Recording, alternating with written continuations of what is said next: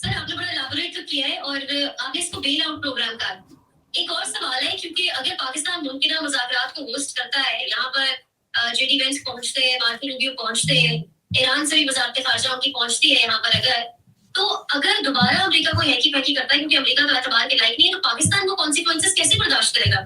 یہ تو سارا نظر پاکستان پہ بھی گرے۔ اس میں بات یہی ہے کہ آگے جا کے پھر معاملہ کیا ہوگا۔ پہلی بات تو یہ کہ اسرائیل کیا کہہ رہا ہے۔ اسرائیل یہ کہہ رہا ہے کہ یہ تو امریکہ اور ایران کے مذاکرات ہیں اور ہم تو اس میں شامل ہی نہیں ہیں۔ ہمارا سٹانس تو وہی ہے ہمارا، کیونکہ آفیشلی ان کا سٹیٹمنٹ ہے کل کا، انہوں نے کہا جی کہ مذاکرات ہوں یا نہ ہوں، یہ ثالثی ہو یا نہ ہو، ہمارا ایران اور لبنان کے بارے میں جو پلان ہے وہ ان چینجڈ ہے، اس میں کوئی تبدیلی نہیں آئے گی۔ تو لہٰذا اگر امریکہ اور ایران آپس میں کوئی نہ کوئی معاہدہ کر بھی لیتے ہیں، بیل آؤٹ پیکج مل جاتا ہے، فیس سیونگ مل جاتی ہے، تو اس کے بعد اسرائیل کہے گا کہ یہ تو ایران اور امریکہ کا ہے، وہ اب اس کے بعد وہ پھر آئے گا، وہ اسی طریقے سے لڑائی کرتا رہے گا اور وہ کہے گا ہم اس معاہدے کے پابند نہیں ہیں۔ تو یہ قضیہ وہیں کا وہیں رہے گا، نمبر 1۔ نمبر 2، ایران نے واپس جو جواب دینا ہے وہ انہی ملکوں کو دینا ہے جن کی سرزمین استعمال ہوگی یا فضا استعمال ہوگی، کیونکہ اسرائیل کے براہ راست تو میزائل پہنچ نہیں سکتے، ایئر سٹرائک وہ براہ راست کر نہیں سکتا، وہ جس ملک سے بھی کرے گا تو اس پہ دوبارہ حملہ کیا جائے گا۔ اور چونکہ اس وقت بورڈ آف پیس میں، بورڈ آف نیتن ہے، اس میں اسرائیل کے اتحادی کون کون ہیں؟ اس میں پاکستان بھی اس کا اتحادی ہے، امریکہ اس کا اتحادی ہے، سعودی عرب اتحادی ہے، یو اے ای ہے، بحرین ہے، قطر ہے، انڈونیشیا ہے، ملائیشیا ہے، یہ سارے کے سارے اس کے اتحادی ہیں بورڈ آف پیس میں۔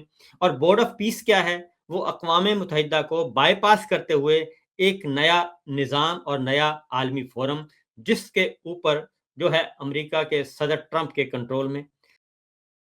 تو اس کو نہ چائنا پسند کر رہا ہے، نہ رشیا پسند کر رہا ہے، نہ ہی یورپ۔ یعنی کہ آپ دیکھیں کہ بورڈ آف پیس میں جو یہ لڑائی، اس کے لڑائی کے پیچھے بہت سارے عوامل ہیں۔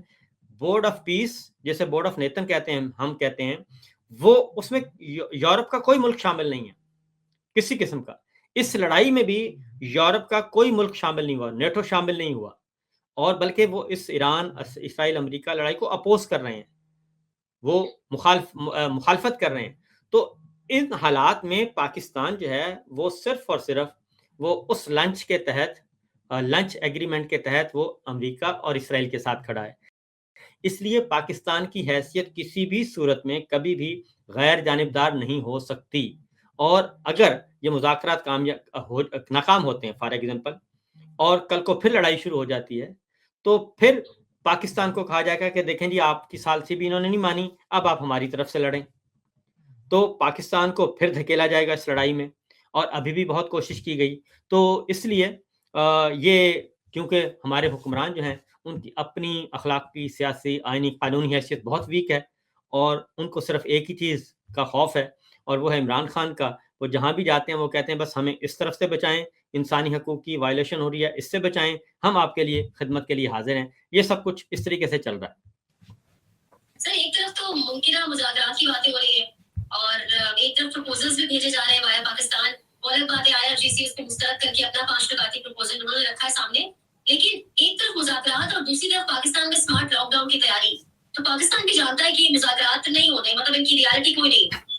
اقوام متحدہ کے سیکرٹری جنرل انطونیو گوتریس کا آج کا سٹیٹمنٹ ہے کہ یہ لڑائی آگے بڑھ رہی ہے اور یہ لڑائی بھیانک شکل اختیار کر رہی ہے۔ یہ اقوام متحدہ کے سیکرٹری جنرل کا سٹیٹمنٹ ہے۔ ایک بات آپ نے خود بھی کہا، اس طرف اشارہ کیا کہ مذاکرات اور صلح کس لیے ہونی ہے، جنگ بندی کس لیے ہونی ہے، کیونکہ جنگ بندی ابھی بھی نہیں ہوئی۔ جنگ بندی اس وقت بھی جب ہم بات کر رہے ہیں تو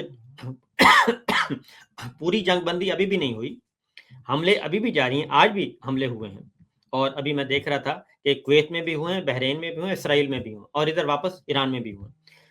مطالبات کیا ہیں؟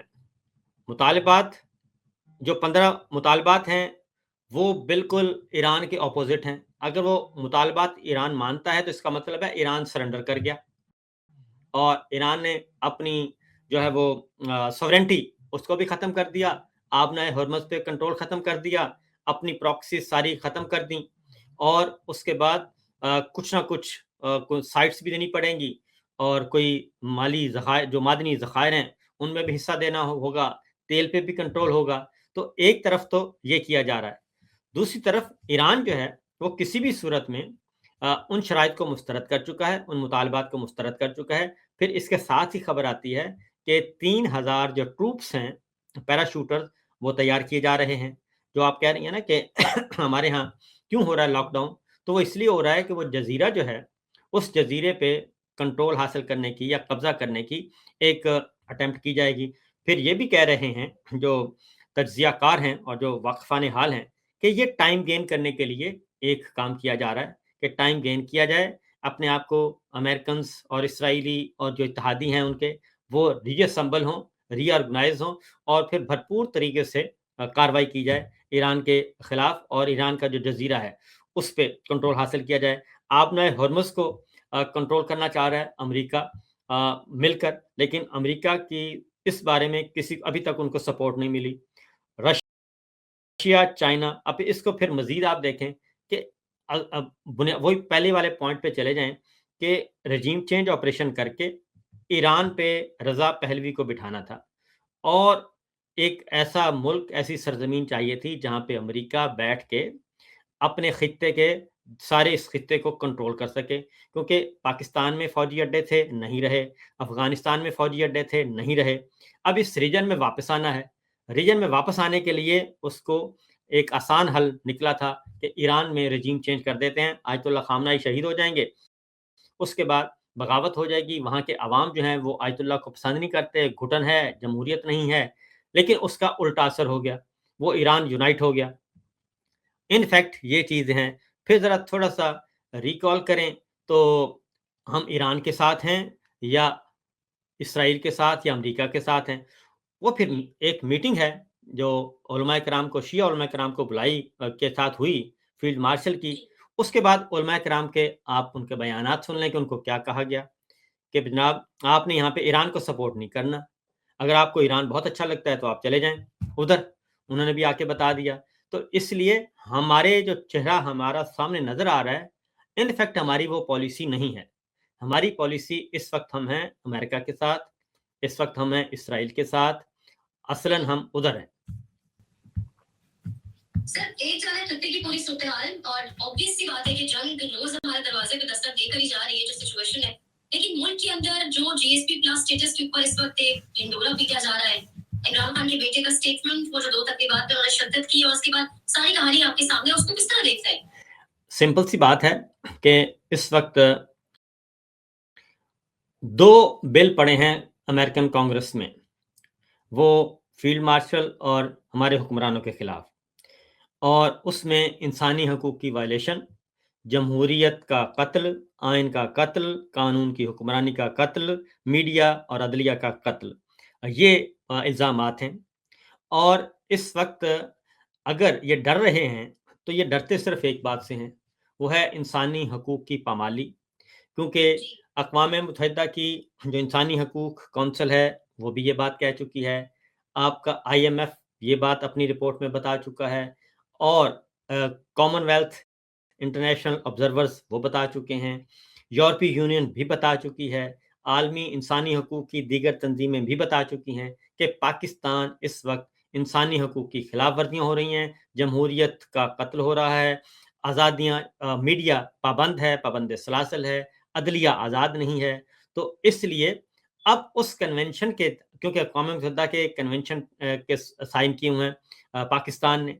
अब पाकिस्तान के अंदर तो तमाम इदारे, तमाम सिस्टम मफलूज है। हम आप अपने आप को देख लें, मैं अपने आप को देख लूँ, बाकी सबको गिरदो-पेश में देखें, मफलूज हैं। जब चाहते हैं मुकदमा दर्ज हो जाता है, जब चाहते हैं किसी को उठा लिया जाता है। इस वक़्त भी पाकिस्तान में सैकड़ों सियासी कारकुनान, सियासी रहनुमा अपोज़िशन के, वो गिरफ्तार हैं, लापता हैं। उसके बाद आपके पॉलिटिकल एक्टिविस्ट, वुकला, ईमान मज़ारी, उनके शौहर अरेस्ट हैं, महरंग बलोच अरेस्ट हैं, ख़वातीन डॉक्टर यास्मीन राशिद, आलिया हमज़ा को उठा लिया। इसी तरीके से बेशुमार लोग हैं जो कि इस वक़्त जेलों में बंद हैं। फिर फ़ौजी अदालतों से सिविलियन को सज़ाएँ सुना के उनको कैद तन्हाई में डाला हुआ है और कोई उन तक कोई एक्सेस नहीं है। इतना कुछ हो रहा है, پھر یہاں سے جو اوورسیز پاکستانی جاتے ہیں ان کو ایئرپورٹ سے اٹھا لیا جاتا ہے اور ان کو غائب کر دیا جاتا ہے، تشدد کیا جاتا ہے، پیسے بٹورے جاتے ہیں، ان کو واپس بھیج دیا جاتا ہے۔ تو یہ سب کچھ ہو رہا ہے، تو اب پاکستان میں جو انسانی حقوق کی خلاف ورزیاں ہو رہی ہیں، اس کے علاوہ کوئی آپشن نہیں رہا کہ پاکستانی جو ہیں وہ انٹرنیشنل فورم سے رجوع کریں کہ آپ ہی ان کو سمجھا سکتے ہیں۔ اس لیے برطانوی پارلیمنٹ میں بحث ہو چکی ہے۔ تو اب جب ان پہ پریشر آتا ہے، جب انٹرنیشنل فورمز پہ ان کا کچا چٹا کھلتا ہے، تو یہ پھر اس کو ٹوسٹ کرتے ہیں، اور اس کے علاوہ اور کچھ نہیں ہے، کیونکہ یہ خود کہہ چکے ہیں کہ قاسم اور سلیمان اگر آئے، رانا ثناء اللہ صاحب کہہ چکے ہیں کہ ہم ان کو گرفتار کریں گے اور ان کو ہم اٹھا لیں گے، پھر برطانوی ہائی کمیشن کو بازیاب کروانا پڑے گا۔ تو جب یہ یہاں تک کہ ان کو ویزا نہیں دے رہے، ویزا اس لیے نہیں دے رہے کہ وہ آئیں گے تو اگر ان کے ساتھ کوئی حرکت کریں گے تو برطانوی ہائی کمیشن برطانیہ انٹروین کرے گا۔ یہ کہتے ہیں نہیں، نائکوپ پہ آئیں، نائکوپ پہ آئیں گے تو ہم جیسے باقیوں کو اٹھاتے ہیں اس طرح ان کو بھی اٹھا لیں گے، نظر بند کر دیں گے، اور برطانوی ہائی کمیشن کو کہیں گے جناب آپ اگر آپ نے ان کی گارنٹی دینی ہے تو پھر آپ لے جائیں۔